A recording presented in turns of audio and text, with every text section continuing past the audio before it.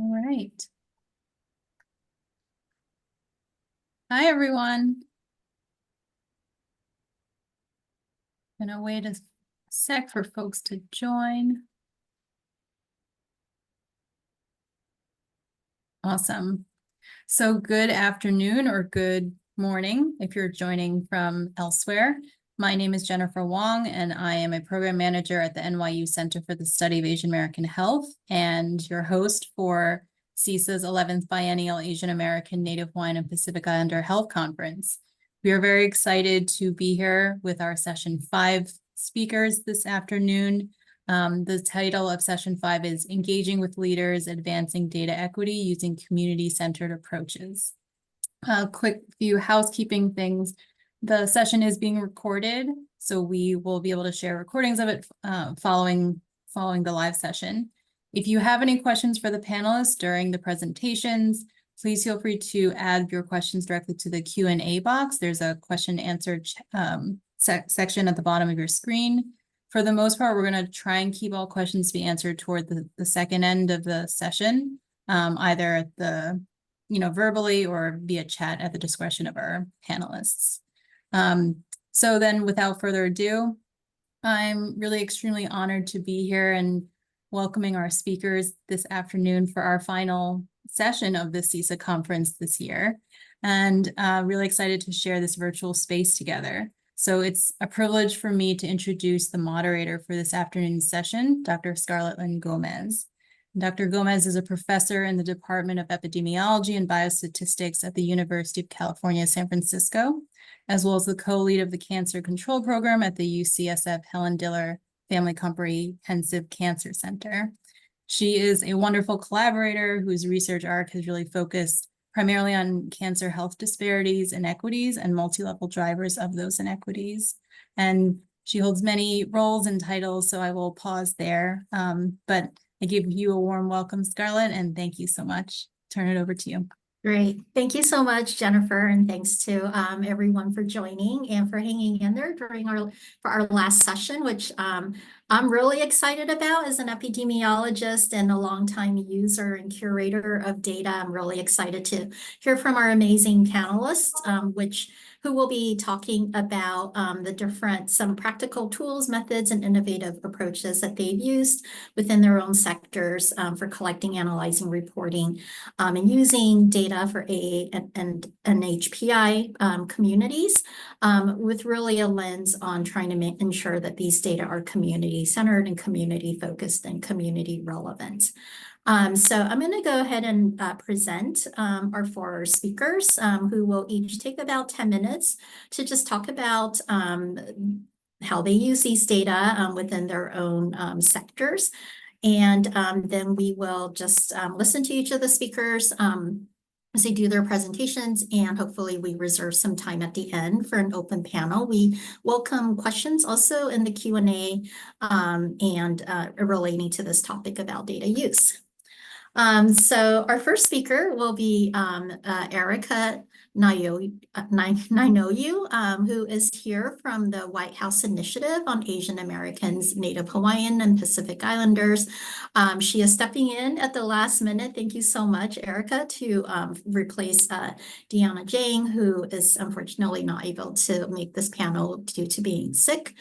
So Erica is in her role at the White House Initiative. She supports the coordination and implementation of federal programs and initiatives to advance equity, justice, and opportunity for our AA and NHPI communities. She also serves as a designated federal officer for the President's Advisory Commission on AA and NHPIs. And I love this part of her bio. She transitioned from 10 years of teaching public schools in Anchorage.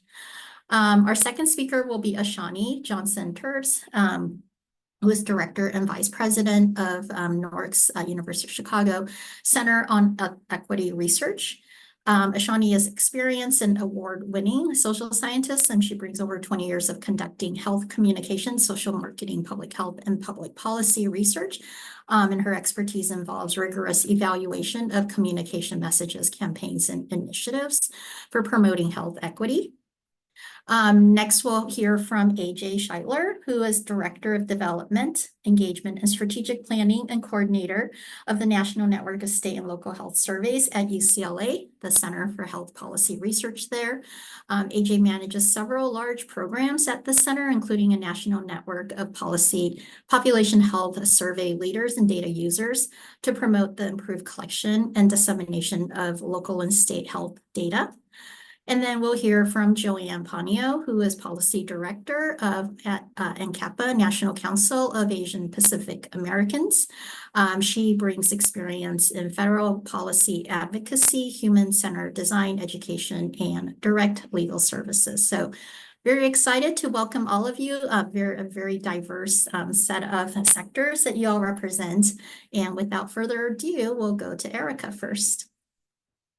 Thanks so much, Scarlett, for the introduction, and good to be here with all the panelists and all of you listening in. Erica Ninoyu, I have the pleasure of serving as Senior Advisor to WIAMPI, the White House Initiative on AA and NHPI.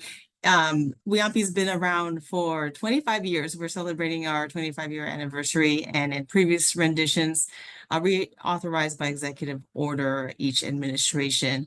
It used to be called WIAPI, but we added the native Hawaiian within our name, so now we have WIAMPI. So let me share my screen. And there are two things that I wanted to share with all of you today. Number one, just a broad overview of what the scope of WIAMPI and how we can continue to work with you community, so you know what levers and resources we have at our fingertips. And then two, want to uplift really historic movement within the federal government on race and ethnicity standards that I know many of you on the call are quite aware and have been active in the space of uplifting and calling for this revision for the last 30 years. So getting started here. And you'll find all of this on our website, and I'll be quick here on the intro of WIAMPI, but just to note, we just celebrated our three-year anniversary of since the reestablishment of WIAMPI. The executive order during the Biden-Harris administration was issued on May 28th, 2021. And we have currently the broadest mandate to date. WIAMPI works with all federal agencies to advance equity, opportunity, and justice for AA and NHPI communities. So we're very much standing as a allied community to uplift the needs and the asks to federal agencies, and any levers that we can use, and making sure that we're highlighting urgent and key issues that can be addressed during this administration, or broadly continual efforts that we've seen for decades that we need to continue the drumbeat on. Those are the pieces that we work with community to uplift. WIAMPI, as stated in the executive order, is led by two co-chairs. We are housed under HHS, and as co-chair, we have Secretary Javier Becerra and U.S. Trade Representative Ambassador Catherine Tai. Also, WIAMPI, the initiative and commission, is led by Crystal Kai, our executive director. And we have a team of compiled with appointees, also detailees, career staff, assortment of staff working for NHPI communities in our DC office. Just want to mention, we work in collaboration with the White House, specifically Erica Moritsugu, who's housed under the White House Chief of Staff's office as Deputy Assistant to the President and AA and NHPI Senior Liaison. We also work with Kota Mizutani, who is housed under the White House Office of Public Engagement as Senior Advisor and AA and NHPI Outreach Liaison. You'll see to the right here, different work streams under WIAMPI. We are small but a mighty team, and we cover everything from communications and media. WIAMPI has a regional network across the nation to hear from the ground and engage directly. You'll see us in DC also travel across the nation to engage directly. We also help run the logistics of the President's Advisory Commission. There are up to 25 commissioners appointed by the president to, on a rolling basis, uplift recommendations to the president and through the president to agencies on policy actions. And one way that we engage and work with federal agencies on the policy implementation efforts is through the Interagency Working Group. And this is representative of high-level officials across federal agencies. And I will share, I'm your contact under WIOMP for, there's 3 of us who have key policy issues. And my primary issues include health equity, data disaggregation, education. I also cover EPA, USDA issues, and some others.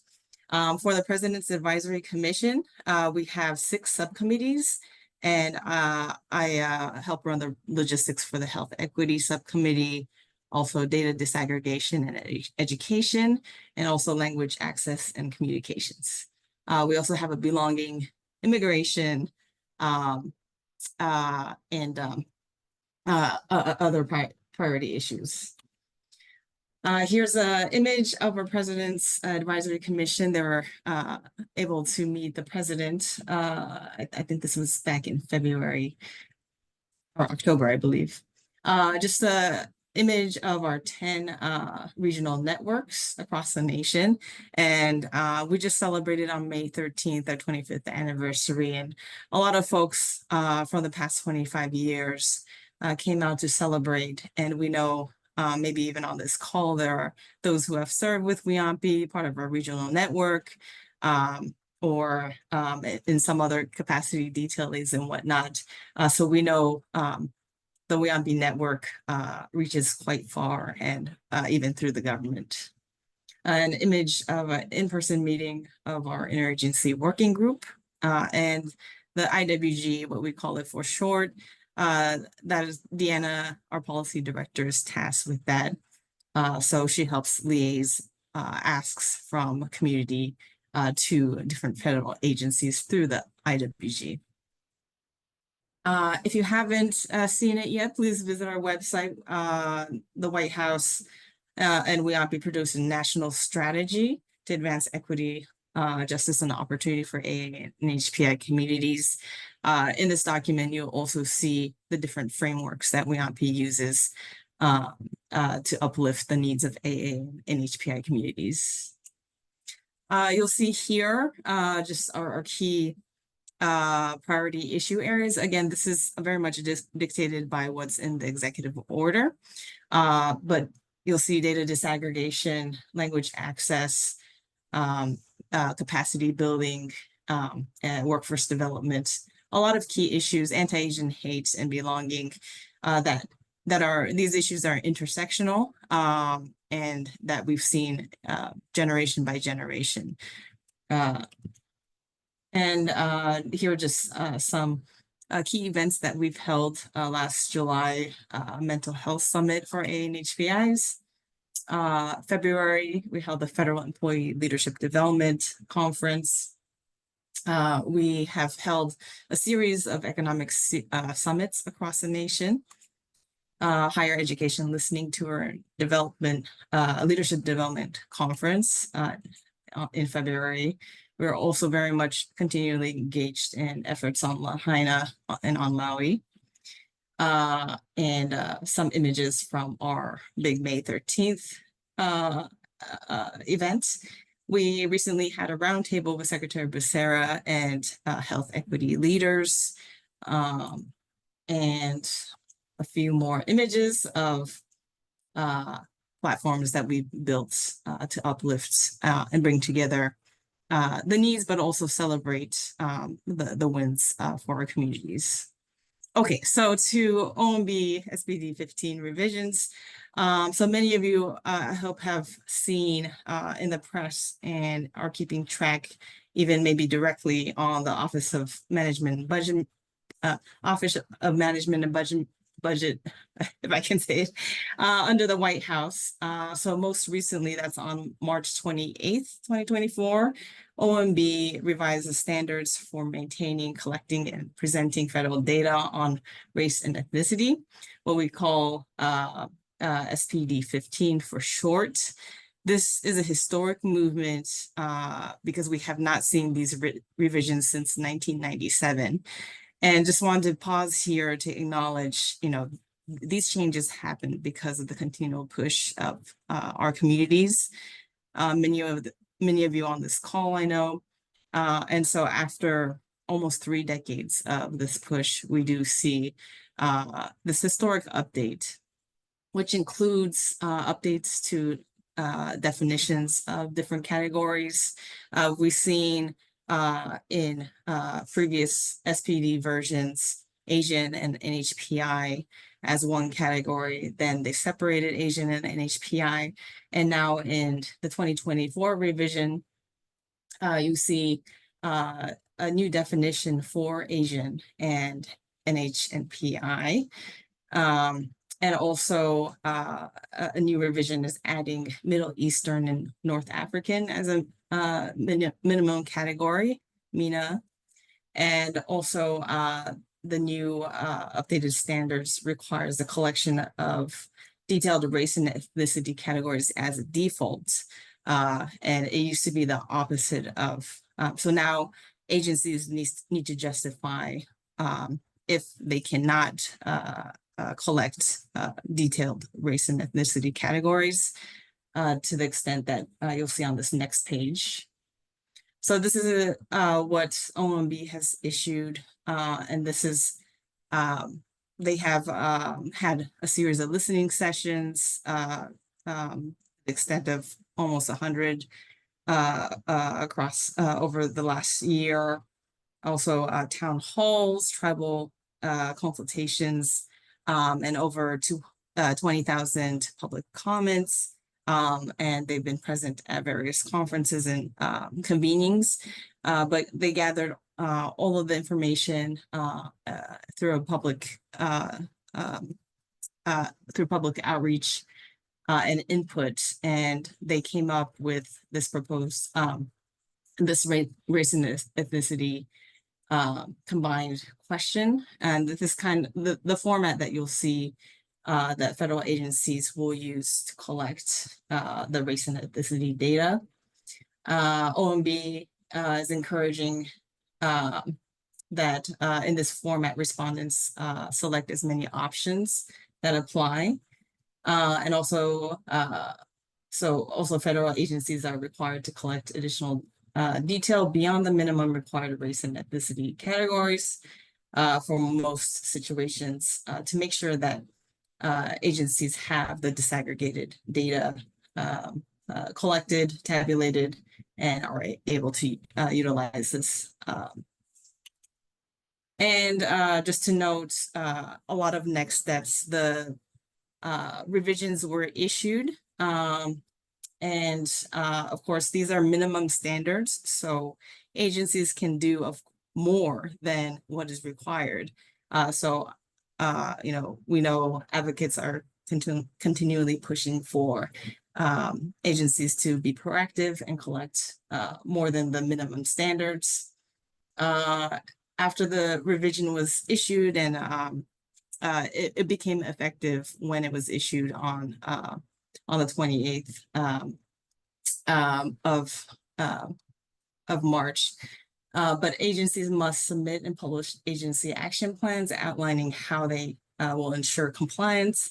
And the deadline is September 28th, 2025.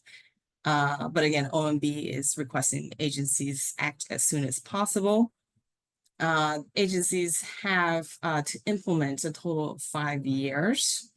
And also to know, OMB is establishing an interagency committee to carry out a government-wide research agenda and will undergo regular reviews of SPD 15. OMB has been very engaged and continue to engage in our communities.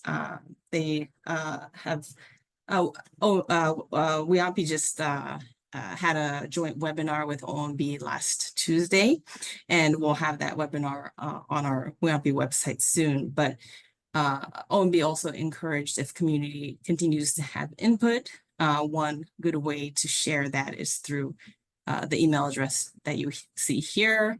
And also, WAMP, please feel free to reach out to us. This is our email address as well. And of course, if you'd like to visit sbd15revision.gov, a good place to see additional information. So with that, Scarlett, I will pause here. Great.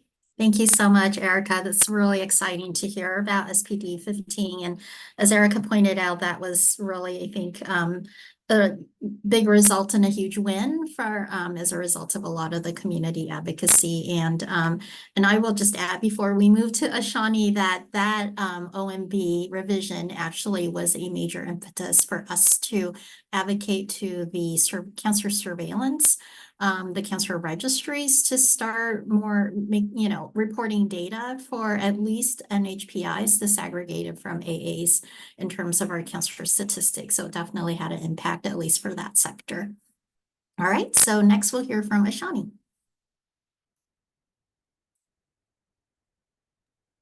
I'm going to come on and do this in order. I'm going to come off mute. Give me just a moment. I'm going to share my screen. Okay.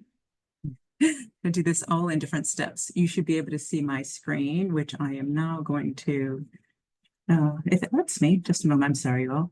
I want to put it in the mode to be, it's not working. Let me try one more thing. Let me try again.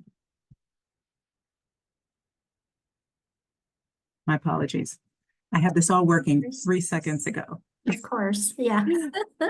And now it has decided to change up on me and not let me scroll all the way over. Oh, of course it causes me problems right at this moment. All right, I'm just going to do it this other way. It's not allowing me to share again right now, but I do it in this other way. I'll start by just telling you who I am while I make it work. My name is Ashani Johnson-Turvis. I am the Vice President and Director, as Scarlett stated at the beginning, of NORC's Center on Equity Research at NORC at the University of Chicago. Our center is committed to advancing equity through the development, the implementation, and the dissemination of inclusive and equitable research methods. And that is what I'm going to spend some time talking with you all about as soon as I can get my screen to share and work, or maybe not. What I wanted to do while we're talking is I've given a lot of thought over several years, really, about how scholars and practitioners can really transform and sustain their work, the work that they're doing in inclusive and equitable research. Give me just a moment. I apologize.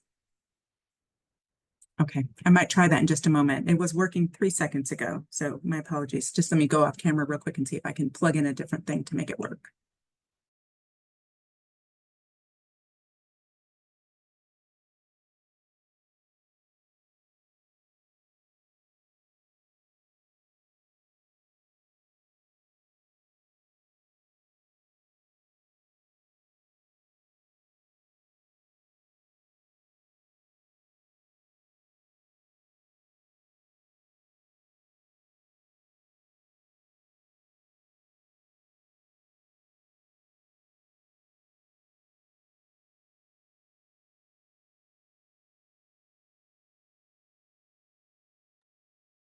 Can you all see my screen?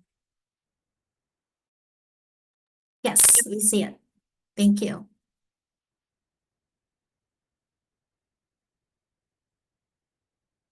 But now we can't hear you, Ashani. Can you still see my screen? No, your screen is, it was there briefly. Can you see my screen now? Yes, and we Okay. can hear you. Oh my gosh. That was absolutely Okay. bananas. I literally had it working 2 seconds ago. Okay, and hopefully you can also see my face. We cannot, but You cannot see my face. So many things. yeah. There you go. Looks like it's Okay. coming. I Okay. promise you all, I really did practice this to make it work beautifully moments before we got started. All right, we're going to go ahead to my next slide. The way what I wanted to say at the beginning, let me go back one, is I've given a lot of thought to how scholars and practitioners really can transform and sustain the research that they're doing to center community and advance equity, health equity, economic equity, educational equity, which of course I know is the theme for this conference, and particularly for AAPI people and community. So what I've done, what I want to do over the next, now I've eaten into my time a little bit, but the next 7 minutes is I want to share my perspective on this by sharing my perspective on 2 specific things. Number 1, inclusive and equitable research, and number 2, the principles of data equity. So first, I'm going to share a perspective on inclusive and equitable research. I&E research refers to, it is the collaborative research as shown on this screen that embraces a range of theoretical frameworks and methods to democratize the research process. This language is important. Oftentimes when I talk about I&E research and how we really do it, as I say, oh, I'm not focused on equity as an outcome. That's a that's not correct. I am, and our center at NORC is focused on equity as an outcome, but we're really laser focused on the process, on democratizing that process and embedding inclusivity and equity into the process, because we firmly believe if you put it in the process, the research cycle, those steps, how you ask questions, how you acquire data, how you analyze data, how you disseminate data, that it is ultimately going to lead to equity, health equity in particular, as an outcome. So in saying that, I&E research is really methodological at its core, right? It's characterized by collaborative investigation. It has a range of theoretical frameworks that can be used, and it's really oriented towards centralizing and empowering individuals and communities that are under inquiry to democratize the research process, right? To conduct I&E research, what our center does, and what I advocate for others who are doing social and behavioral science work as well, particularly to advance health equity, is to use an I&E research framework. So our center developed this. The framework itself is a structural change framework. What it's really doing is it's codifying. We've codified decades of scholarship and experience, professional experience, into a framework that has the intent to truly transform the process of how we conduct research. So you see here on your screen, the framework is characterized by 4 principles and 8 strategies. These are key principles and key strategies. We don't at any moment presume that these are exhaustive, but based on scholarship, on literature, on our experience, these 4 principles and these 8 strategies are key. So I'll only talk about, you can see all of them. In the interest of time, I won't go into each one in depth, but I'll just mention 2 that I think are particularly important. All 4 are important, but first, positionality and self-reflection, right? So that what this really means is that you acknowledge your own position of privilege or disadvantage, and you think about how that can influence collection and interpretation of data. I like to encourage my teams to take the Harvard IAT test. That's available, it's evidence-based, all of that in terms of understanding one's own positionality and being thoughtful about it when you're starting any sort of research, particularly research to advance health equity. Centering culture and community is critically important as well. I'm going to say something, though, about democratization, principle 3. This really means that you share the learnings with and make scientific findings accessible and available to audiences, especially particularly audiences that are under inquiry and other stakeholders. Related to this, I often will talk about democratization, and I'll say it's not just sharing the data. It's not just providing access. It's providing access, it's contributing to knowledge, it's analyzing and making meaning of data in partnership with community, which I think is particularly important in AAPI communities, and thinking about it and disaggregating it, right? So in community with Vietnamese populations, in community with Native Hawaiian populations, I think it's important to think about data democratization and data disaggregation together at the same time when one is constructing one's research and how you want to disseminate it and make meaning of it.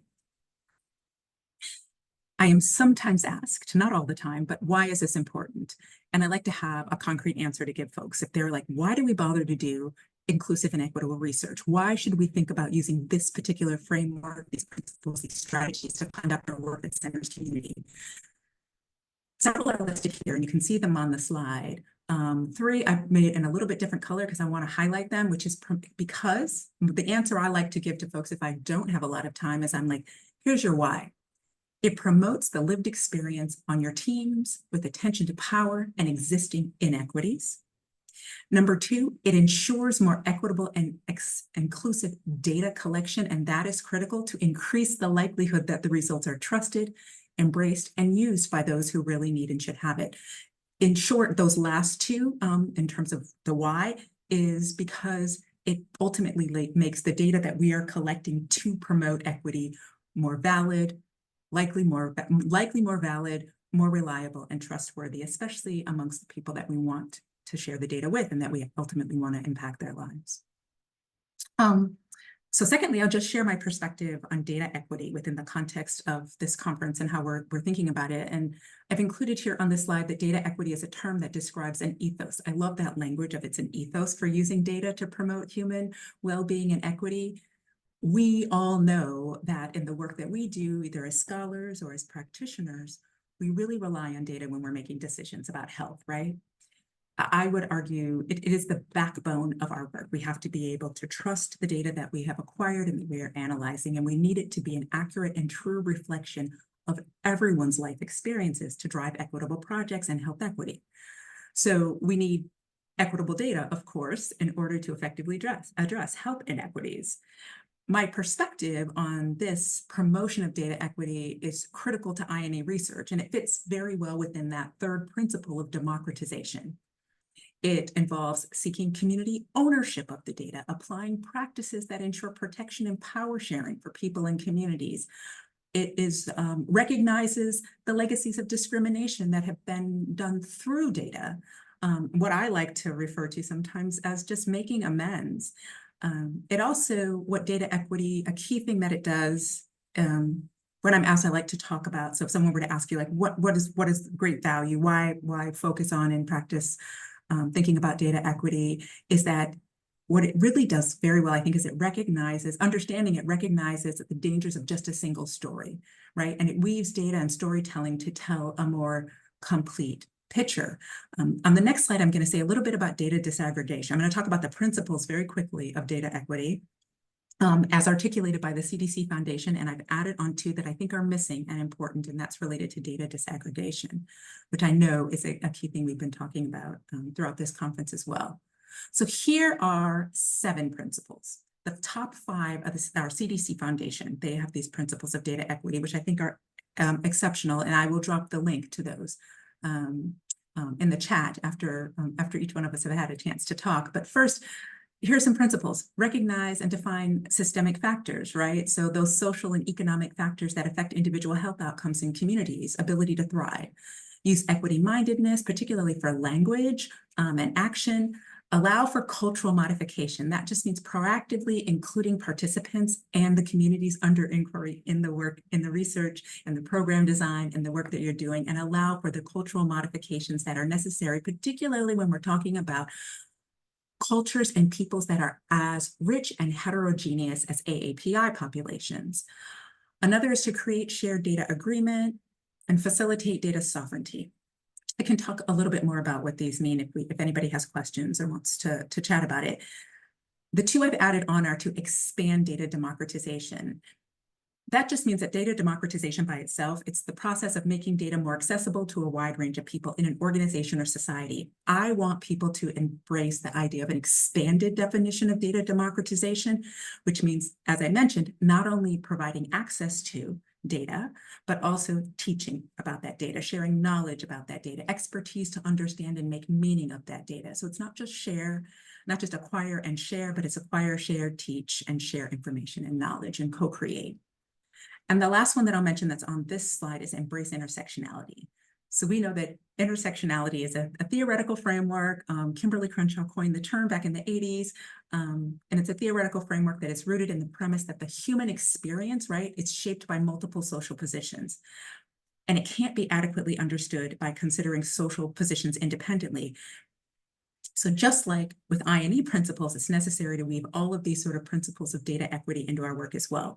Related to data disaggregation, and I just have this thought as I was preparing for this talk, is we understand data disaggregation means breaking down data, right? And breaking down large data into categories that are more specific subcategories to really elucidate, understand underlying trends and patterns and understand it a little bit better. And I think that's critical. Disaggregating the race and ethnicity of Asian Americans and Pacific Islanders, it cuts that already small group minority into even smaller factions, but it ultimately can reveal the extent of cultural heterogeneity in that group, right?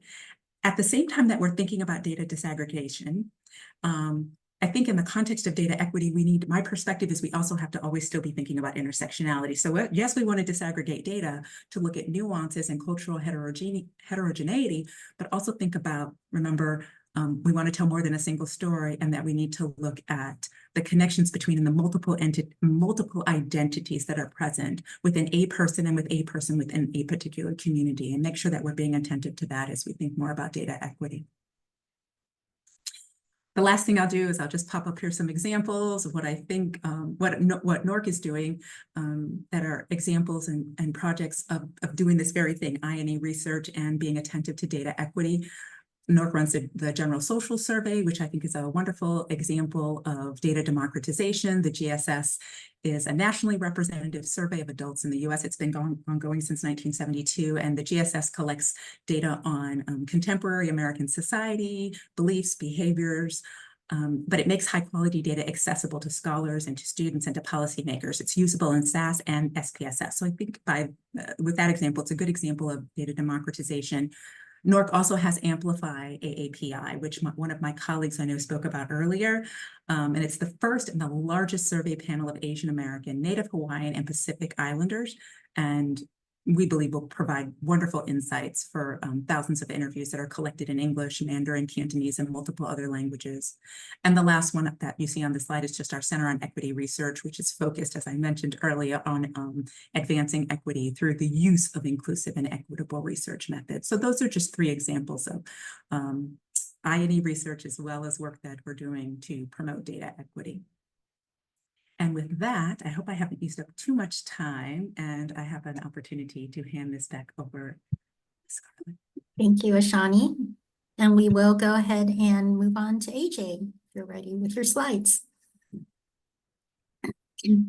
Thank you very much. And thank you for inviting us to participate in this wonderful, wonderful conversation.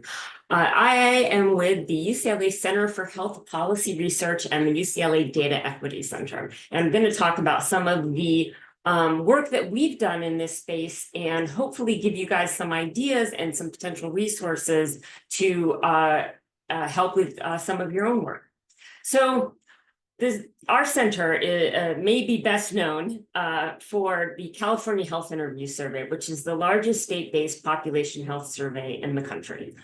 We are fortunate that we live in California, which is one of the most diverse states in the country, but we have worked very hard to make sure that that we call it the CHIS, is highly representative of the populations and the communities that live in California. And so we have been fielding it since 2001, and we have from the very beginning always wanted to make sure that we had true representation. And so one of the things that we do is we actually conduct the survey in 7 different languages, including 2 dialects of Chinese and Tagalog. And so we really do try to work very hard to make sure that we have good, solid representation of a lot of different minority communities, and the information that we have, we refuse to just keep it to ourselves.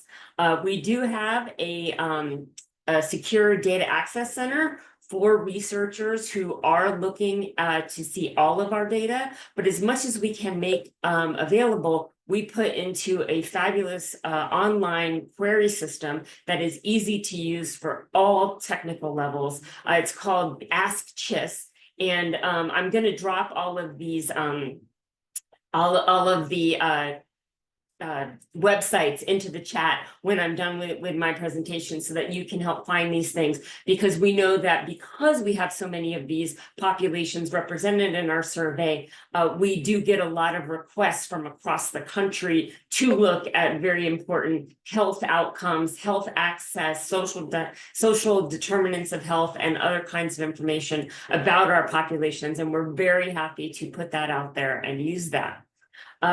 As I mentioned, we've been doing this since 2001, and we have had a lot of organizations from across the US come to us and say, hey, can we learn from you? Can we work from you? And we're always interested in learning from other people. And so we just started the National Network of Health Surveys many years ago. And it's an informal group of both data custodians, but also data users who just want to see really high-level population data across the US, both at the from the federal level all the way down to small local levels. And so we have this wonderful learning network and knowledge network of people who have all kinds of information to share with each other on survey science and survey projects, and how to keep them going, and how to keep them relevant, and how to make them as highly usable for as many populations as possible.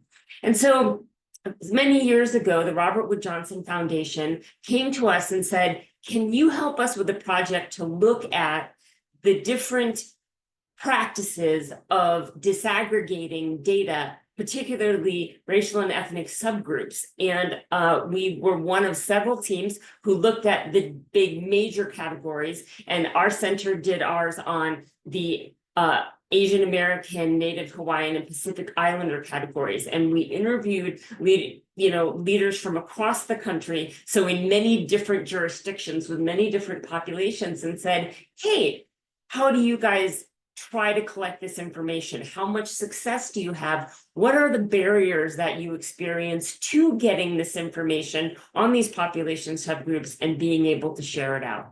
Once we discovered how many of barriers that were very common across lots of different projects, Robert Wood Johnson came back to us and said, can you please give us some trainings for all of these groups to try to address some of the barriers that they're encountering so that they can get over it and improve the disaggregation in their data. And so largely during the pandemic, so lots of virtual, we did lots of trainings. They're all still available on our center's website. You can still go and look at them, and they are everything from the questions of how to disaggregate and who to disaggregate, to the practical of how do we ask the questions correctly to get there, to the technical. Can we use machine learning to help our disaggregation? How do we deal with weighting, disclosure risk, and those types of things? And so the trainings are still very popular, and they're very highly curated on our site. So if you have any challenges yourselves or know of other organizations that have come up against barriers, please share with them our trainings, because hopefully we can help them get over some of their issues. Building on the success of those, Robert Wood Johnson came back to us and said, okay, we want to expand. We want to build out from just the racial and ethnic categories to other communities and populations that need to be represented in the data. Think veterans, the disabled communities, SOGI communities. And so we are funded to have the Data Equity Center, in which we are providing technical assistance to organizations who want to improve their data equity. And that is the goal of really being representative in your data of the communities that you are trying to work with. Our framework goes across the entire span of a data project, everything from developing the project and engaging communities to help work with those projects, to designing data collection that will truly, work with the communities that you seek to make sure are included, to how you analyze and report on that data, and then finally how you disseminate it. And back to what Ashani was just talking about, how you give the communities that you're working with, ownership of, and access to that data, and help them really understand how to use it and how to benefit from it to make progress in their communities, particularly in areas of health. And so our Data Equity Center is about to launch additional trainings outside of the data disaggregation ones we already have, and those will be starting to come online throughout the rest of the year with our Data Equity Center. Now, during the pandemic, we were hearing from many groups across the country, came to us and said, you guys have such great data. Do you have any data on NHPIs and how they're being affected during this pandemic? We heard anecdotal stories of different diasporas that are very small but very important in a lot of communities around the US who were saying, we know that they're being disproportionately impacted, but they don't show up in a lot of the CDC tracking and a lot of the other places. And so we started working with these groups on a couple of different projects. This was born out of trying to find the data that they needed on the NHPI communities in different places across the country and empower them to take that data to the important, decision makers to say, hey, we need more attention, we need more resources, we need more engagement with these communities, and here's the data that shows you why. Out of that effort, through all of the groups that came together to work on this, they said, we really need some guidance and help on how to bring our community together to improve data policy, in this case specific to NHPIs, but the project that we did could really be applied and borrowed and applied and adapted to lots of different communities. We ended up working together with these groups to develop a policy platform, and building on the success of that, and again, our community engagement, we got funding to launch some data dashboards. These exercises really showed us where we could find data on these small communities, and we worked with the NHPI community. We started specifically in California, but we went to them and said, what are your data needs? What is your capacity to use data? And where do you get data from? And what are the gaps that we can really fill for you?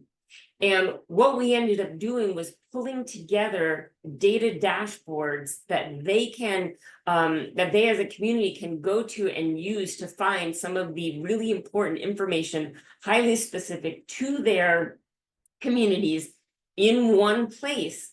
Not only did we launch the dashboard, but we provided trainings to say, okay, here's how you use the dashboard. We took feedback in case we needed to make changes to our dashboard. And we're also launching trainings to help the community learn how to use data, use it in their grant writing, use it in their resource development, use it in their advocacy efforts, so that not only do they now have the data in their hands, but they're learning more about how to use it very effectively in their everyday. So I wanted to just share with you some of the connections specific to the products that have been put out. This is our policy research report on how we, not only the data policy platform, but we have information about how we did that process in case anyone else is interested in adapting it to them.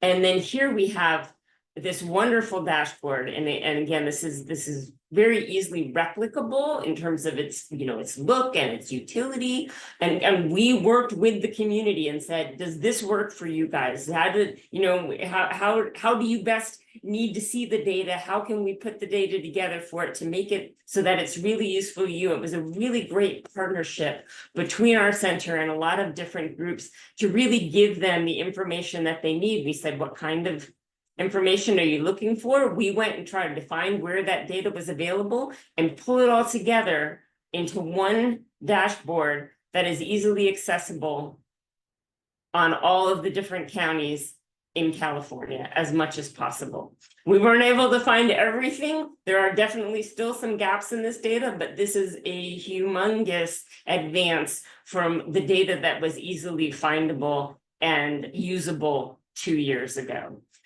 All of this, again, is built on our commitment to wanting to see as much representation in the data as possible and to share that information with everyone as broadly as we can. And so if any of you had any questions about any of these projects, about how we did it, about what processes you might be able to learn from and adapt from us, we are very happy to share because we're very excited about, these platforms have just been launched. So we know the groups are using them. We haven't been around long enough to have the downstream use cases to show you what is being done with the data eventually, but we have a lot of promising conversations and a lot of promising activities. So we're looking for big things out of these projects, and we're happy to see them picked up and taken to other places so that everyone can improve the data that is available to communities that you are most interested in that currently are often,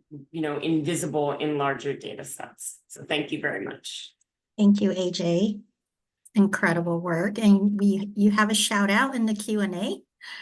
So in the interest of time, we do need to move on to Joanne. And I think that this is going to take us to the end of our session. So we won't have time for open Q&A, but I think if folks have questions for our panelists, feel free to put them in the Q&A and our panelists can go in there and answer them as they're able to. All right, Joanne, go ahead. Thanks so much, Scarlett. And hi, everyone. I'm Joanne Pagno. I'm the Policy Director with the National Council of Asian Pacific Americans, also known as NCAPA. And many thanks to our friends at CSAAH for inviting us as part of this incredible panel, and appreciation to my fellow panelists here for sharing your knowledge and expertise. So I'll go ahead and share my screen as the bulk of this portion of the conversation will really focus on our policy platform, which is something we've been super excited to share about. So give me one moment.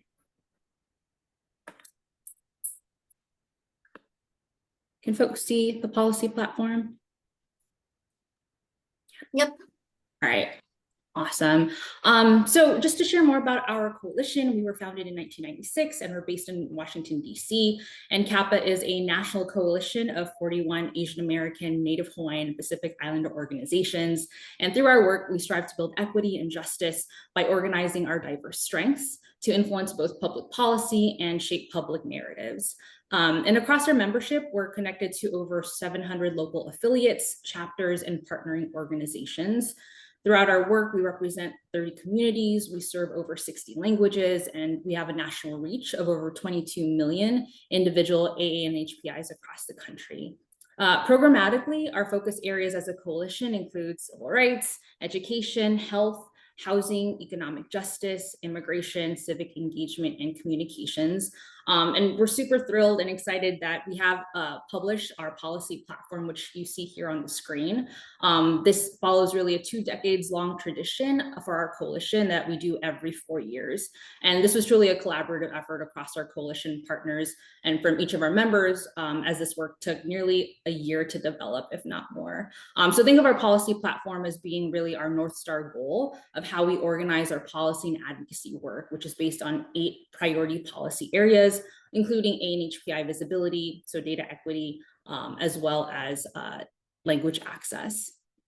I just wanted to briefly mention, in the interest of time, I'll do this really quickly. In terms of our coalition's advocacy related to data equity, we met with the Biden-Harris administration early on in 2021 and submitted our recommendations as part of the 100-day plan.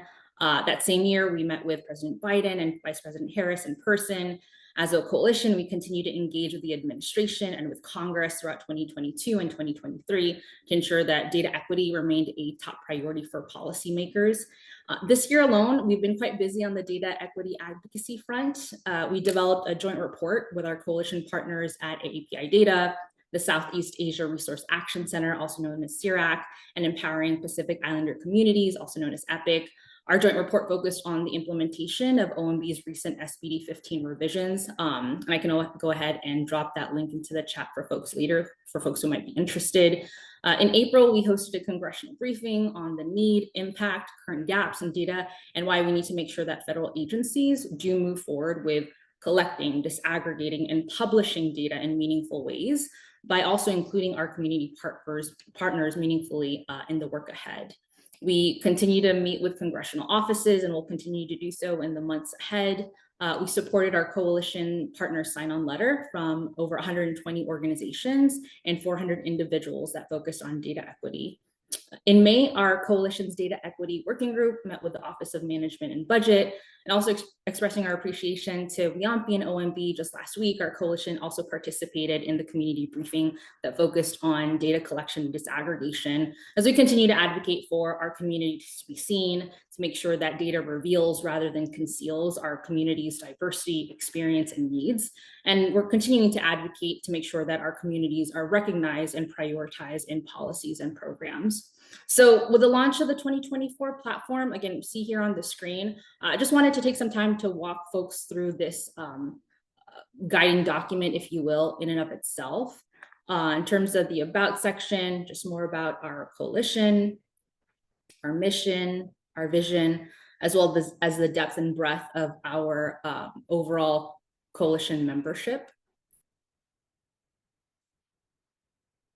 As we click on to the policies, which you see here on the right, we do have snapshots on each of the different issue areas related to our policy platform.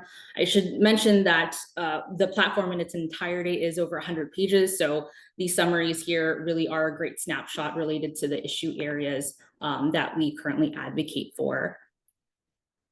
In terms of data equity, I wanted to flag a few things.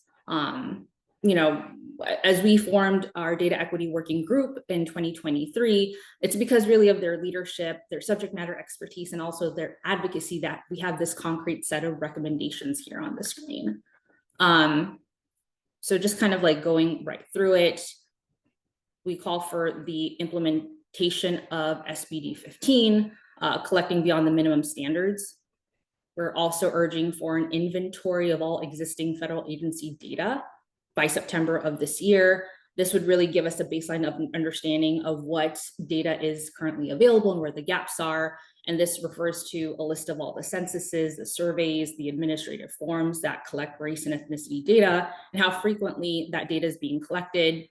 We're also asking that this list includes a description and location of where such information can be found. We're asking that each data collection tool indicate which race and ethnicity data is being collected, a description of which languages, if any at all, the data collection tool is being translated to, clarifying whether the data is made publicly available. And then from our perspective, this all essentially would really provide a baseline understanding, again, of what data is currently available. You can see here, we also ensure that we call for promoting trust and transparency with community members, in particular when it comes to undercounted, under-researched, and underserved populations. And so when we look at the platform more broadly for folks who aren't interested, again, this is a comprehensive set of recommendations. Wanted to also share with folks, because there are other issue areas listed in the platform. As soon as it loads, just wanted to share the table of contents, where you can also find our health-related policy priorities that might be of interest to folks, and seeing the intersections that remain there. It also includes things from Medicaid to also ensuring access for mental health resources for folks. I know it's taking a while and we're coming up at time, so I'm happy to drop it into the chat. And again, just wanted to thank folks very much for the time and the opportunity. And passing it back over to you, Scarlett. Okay, thank you, Joanne. I think I thought I saw one raised hand, but from Crystal, if you want to go ahead and ask your question, we do have 1 minute left. Or if you want to put it, okay, see, she put it into the, okay, never mind. It was an accidental hand raise. So thank you all so much. I see lots of great data platforms and resources put into the chat. And so I hope folks have had the opportunity to capture them. I've been madly trying to copy them over. And I have all these links now open on my own web browser. And but I am really pleased to see that we're really, as a sort of community, leveraging the advances in data visualization and availability of all these tools to make the data, to democratize the data and improve data equity and make it much more available out there. We're trying to do some of that ourselves here as well, but always learning from those who have been doing this work. And of course, this is all motivated and driven by the decades and decades of community voices that I know we all hear and will continue to hear. So I think there's always room for continual improvement on these data visualization tools and dashboards. So I think with that, we are at time, and I'm not seeing any further questions in the Q&A. I think we can, Jennifer, I don't know if we can make the chat available maybe afterwards in case people didn't have an opportunity to capture all the links. Yes, very much so. I can capture that and share that in a recap following the session. Thank you, Scarlett. And thank you everyone for dropping those into the link, into the chat rather. And I think, Ashani, did you want to make a comment? Oh. I did have my hand up just for a moment. I shared this just with AJ via direct message, but I wanted to say that the dashboards that AJ presented, as well as others, are such phenomenal examples of data democratization. And I noted I want to include that. I love being in this panel and the opportunity to learn from others as well. So I want to definitely start to include that in examples of talking about data democratization and equity. Thank you. Yep. I'm definitely going to be reaching out to each of you for guidance and advice as well. So thank you all so much. I know this panel went really fast, but lots of pearls of wisdom from all of you. And I want to thank everybody for joining today. Thank you all. And Scarlett, I will just wrap up the session, and this actually also concludes our 11th Biennial Conference. So thank you to our speakers and to Scarlett for moderating this conversation. We hope to continue conversations offline or in person, but thank you so much for making time to join us and to share your work this afternoon. And thank you for joining. So have a great rest of your afternoon and your day, and we hope to see you all and connect soon. Take care.